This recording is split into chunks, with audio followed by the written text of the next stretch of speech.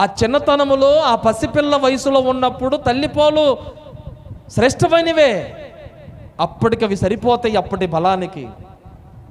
కానీ వయసు పెరిగే కొలది తల్లిపాలు బలం సరిపోదు, బలమైనటువంటి ఆహారం కావాలా. వాడు బలమైనటువంటి ఆహారం తినే వయసుకు వచ్చిన తర్వాత కూడా తల్లిపాలు కావాలంటే, ఈ రోజులో చాలామంది విశ్వాసులు అనబడినటువంటి వారు ఇలాగే ఉంటున్నారు. క్రీస్తు రక్తములో కడగబడి క్రొత్తగా జన్మించిన అనుభవంలో ఉండి నేటికి సంవత్సరమైనా 10 సంవత్సరాలైనా 20 సంవత్సరాలైనా ఇంకా పసిపిల్లలాగే దేవుల్లో ఆ అమ్మా ఈ ఇటుక అని చెప్పేసి వస్తుంది వాక్యంలో. ఇంకెప్పుడు తెలుసుకుంటారు వాక్యాన్ని? వాక్యములో ఉన్నటువంటి భావం ఎప్పుడు అర్థమవుతుంది? నా ప్రియ ప్రభు పిల్లలారా, ఇప్పుడు దేవుడు మనం హెచ్చరిస్తున్నటువంటి మాట, దేవుడు మనం బలపరుస్తూ చెప్తున్నటువంటి మాట, ఎంత వయసు వచ్చింది అర్థం కాకపోతే మనం ఏ వయసులో ఉన్నట్టు లెక్క. అంటే ఈ 10 సంవత్సరాల వయసు వచ్చినా కానీ నీకు భుజాన్ని ఎత్తుకొని సంకని ఎత్తుకొని ఆ తట్టికే ఒలిసి తొక్క తీసి నోట్లో పెట్టాలా? అది లోకంలో పనులు అనుకో, చిన్న అలా చూస్తే క్యాచ్ చేస్తా నేను. ఏందంట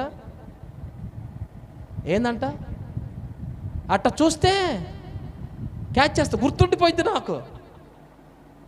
అలా చూస్తే నేర్చేసుకుంటాను.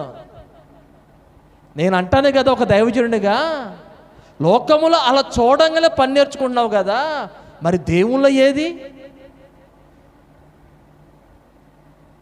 దేవుడు మాట అలా రాంగలి ఎందుకు అర్థం చేసుకోవట్లేదు? ఎందుకు అపార్థం చేసుకున్నావు వాక్యాన్ని?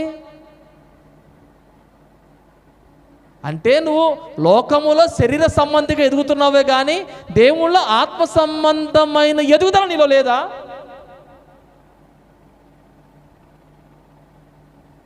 గట్టిగా వాక్యం ఒక మాట చెబితే సురసుర అంటాం మనం. అర్థం చేసుకున్న వైఖరి ఉండదా? ఆత్మ సంబంధమైనటువంటి ఎదుగుదల ఉన్నటువంటి వారికి దేవుని లేఖనాలు, దేవుని శక్తి ఎరుగుతారు వాళ్ళు. దేవునికి స్తోత్రం చెప్పండి. హల్లెలూయా. ఆత్మ సంబంధిగా ఎదిగాడు గరికిన దావీదు అన్నాడు, కద్దింపు నాకు తైలాభిషేకం అన్నాడు. దేవునికి స్తోత్రం చెప్పండి. ఎటు చెప్పాలా? ఆత్మ సంబంధిగా ఎదగలేని వారు గద్దింపు మాకు వద్దు అంటున్నారు ఈ రోజుల్లో. మాకు ప్రాస్పరిటీ వాక్యమే కావాలా, స్వస్థతలు, ఆశీర్వాదాలు, బ్లెస్సింగ్స్, అవి లోకపరమైన వసతులే కావాలా మాకు. వీళ్ళే పసిపిల్లలు. పరలోక రాజ్య సంబంధమైనటువంటి ఆత్మ సంబంధమైనటువంటి వాక్యాన్ని కోరుకోవాలా, ఆశించాలా, గ్రహించాలా మనం. స్తోత్రం చెప్పండి గట్టిగా. ఆత్మ సంబంధిగా ఎదుగుదల ఉన్నటువంటి వారికి అర్థమవుతుంది.